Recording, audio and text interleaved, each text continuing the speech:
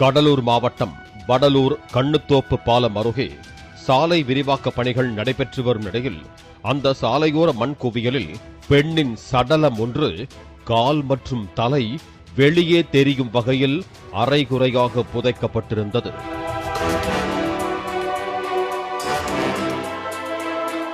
தகவல் அறிந்து விரைந்து வந்த போலீசார் மண்ணுக்குள் இருந்து அந்த பெண்ணின் சடலத்தை வெளியே எடுத்தனர். அந்த பெண் கழுத்தை அறுத்தும் கல்லால் தலையை நசுக்கியும் கொல்லப்பட்டது தெரிய வந்தது.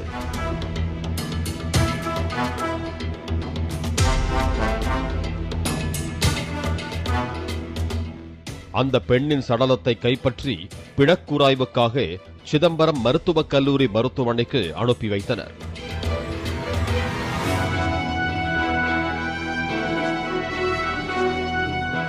அந்த பெண்ணின் கழுத்தில் தங்கத்தாலி, காலில் மெட்டி மற்றும் கொலுசுகள், கையில் வளையல், விரலில் தங்க மோதிரங்கள் என நகைகள் எல்லாம் அப்படியே இருந்ததால் அவர் நகைக்காக கொலை செய்யப்படவில்லை என்பதை உறுதி செய்த போலீசார் அந்த பெண் யார், எதற்காக கொலை செய்யப்பட்டார் என்பதை கண்டறிய தீவிர விசாரணையை முன்னெடுத்தனர்.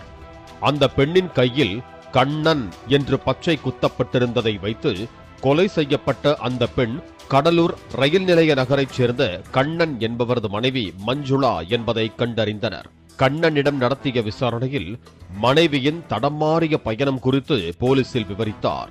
கண்ணன் மளிகை கடை நடத்தி வந்த நிலையில் அங்கு வந்து சென்ற மீன் வியாபாரி சம்பத் என்பவருடன் மஞ்சுளாவுக்கு பழக்கம் ஏற்பட்டுள்ளது. இவர்களது நட்பு 3 வருடங்களாக மீனும் நீரும் போல நெருங்கியதால் கண்ணன் தனது கடையை மூடி வீட்டையே மாற்றியதாக கூறப்படுகிறது. இதனால் மஞ்சுளாவும் சம்பத்தும் சந்திக்க இயலாத நிலை ஏற்பட்டுள்ளது. இந்த நிலையில் கடந்த புதன்கிழமை சென்னையில் தங்கி படிக்கின்ற மகளை பார்த்துவிட்டு வருவதாக கூறி சென்னைக்கு புறப்பட்டு சென்ற மஞ்சுளா பின்னர் வீடு திரும்பவில்லை. இந்த நிலையில்தான் அவர் இப்படி அநியாயமாக கொலை செய்யப்பட்டுள்ளார் என்று போலீசாரிடம் கண்ணீர் மல்க தெரிவித்தார் கண்ணன். மஞ்சுளாவின் செல்போன் தொடர்புகளை ஆய்வு செய்த போலீசார் அவரிடம் கடைசியாக பேசிய எண்ணை வைத்து மீன் வியாபாரி சம்பத்தை விசாரணை வளையத்திற்குள் கொண்டு வந்தனர். சென்னையில் மகளை பார்த்துவிட்டு வியாழக்கிழமை பேருந்தில் ஊருக்கு திரும்பிக் கொண்டிருந்த மஞ்சுளா சம்பத்தை செல்போனில் தொடர்பு கொண்டு பேசியதாக கூறப்படுகிறது. சம்பத் அறிவுறுத்தலின்படி கடலூருக்கு செல்வதற்கு முன்பாக விழுப்புரம் மாவட்டம் கோலியனூர் கூட்ரோட்டில் இரவு நேரத்தில் இறங்கியுள்ளார் மஞ்சுளா.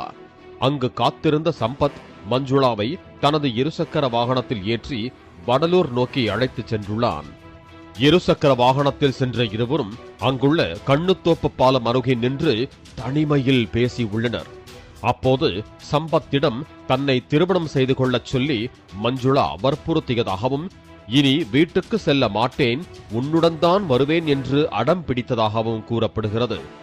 இதனால் ஆத்திரமடைந்த சம்பத் துப்பட்டாவால் வாயை இறுக்கி கட்டிவிட்டு மீன் வெட்டும் கத்தியால் கழுத்தை அறுத்து கொலை செய்ததாகவும் அடையாளம் தெரியக்கூடாது என்பதற்காக முகத்தை கல்லால் சிதைத்ததாகவும் போலீசாரிடம் வாக்குமூலம் அளித்துள்ளார்.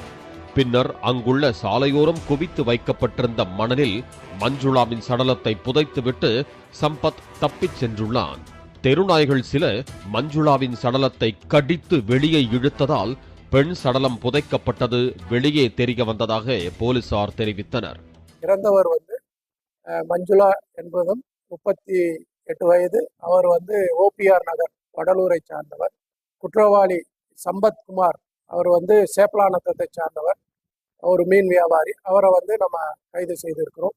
அவர்களுக்குள் தனிப்பட்ட முறையில் வாக்குவாதம் ஏற்பட்டுள்ளது. அந்த வாக்குவாதத்தின் முடிவில் அவர் தன் கையில் வைத்திருக்கிற சின்ன கத்தியை வச்சு கழுத்தை அறுத்திருக்கிறார். கழுத்தை அறுத்துட்டு அப்படியே அங்கிருந்து ஒரு 10 அடி தூரத்தில் இருக்கக்கூடிய பள்ளத்தில் போட்டு மண்ணை போட்டு மூடிட்டு போயிடுறார். ஸோ இன்றைக்கு தான் நம்ம அது வெளியே தெரிந்தது.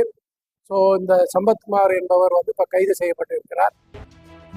முழுக்க தனிப்பட்ட காரணங்களுக்காக நடந்த இந்த கொடூர கொலை சம்பவத்தை 24 மணி நேரத்திற்குள் துப்பு துலக்கி கொலையாளி சம்பத்தை கைது செய்ததாக போலீசார் தெரிவித்தனர்.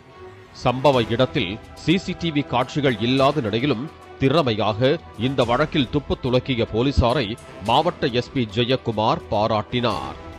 பாலிமர் செய்திகளுக்காக கடலூர் செய்தியாளர்